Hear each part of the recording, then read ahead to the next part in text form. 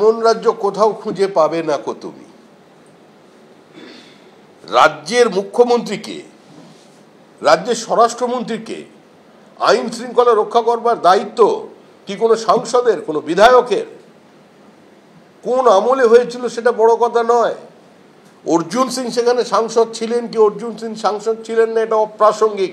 প্রাসঙ্গিক একটাই যে রাজ্যের মুখ্যমন্ত্রী মমতা বন্দ্যোপাধ্যায় 2011 সাল থেকে আজ পর্যন্ত আছেন।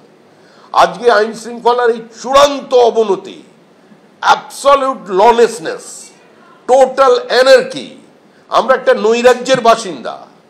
আজকে এর জন্য দায়ী হচ্ছেন মুখ্যমন্ত্রী, তিনি তার দায়িত্ব এড়াতে পারেন না। এখন সংবাদ মাধ্যমের হঠাৎ এই বিভিন্ন জিনিসপত্র তুলে নেওয়ার কারণে সংবাদ মাধ্যমের বদান্যতায় অনেক মানুষ নতুন কিছু জানতে পারছেন।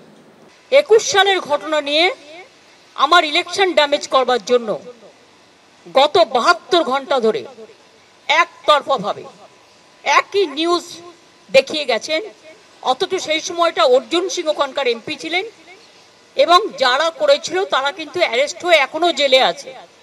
অর্জুন সিং আড়িয়াদর এমপি থাকবে কেন? কামারহাটি কার এলাকায়? কামারহাটি তো দমদমে, মুখ্যমন্ত্রী তো ডেমোগ্রাফিটাই জানে না। কামারহাটি হচ্ছে দমদম লোকসভার পার্ট, অর্জুন সিং তো ব্যারাকপুরের এমপি। বয়স হলে যা হয় তাই হচ্ছে। পশ্চিমবাংলার মানুষ এমন একজন মুখ্যমন্ত্রীকে পেয়েছেন বা এমন একটা মুখ্যমন্ত্রীকে ভোট দিয়েছিলেন 2021 সালে, যিনি বাংলার ভূগোলটাও ঠিক জানেন না। উনি সরাসরি জয়ন্ত সিং, যেহেতু সিং আছে তার জন্য উনি আমার নামে জুড়িয়ে দিলেন।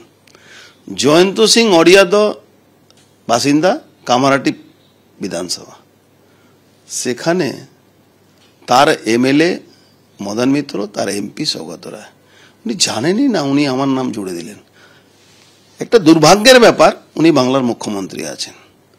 আর আরো একটা দুর্ভাগ্যের ব্যাপার, উনি মিথ্যা কথা বলেন। আরেকবার প্রমাণ হলো মুখ্যমন্ত্রী সংবিধানের শপথ নিয়ে উনি মিথ্যা কথা বলেন। আজকে জয়ন্ত সিং এর বাড়াবাড়ান্তি 21 সাল থেকে উনি বলছেন।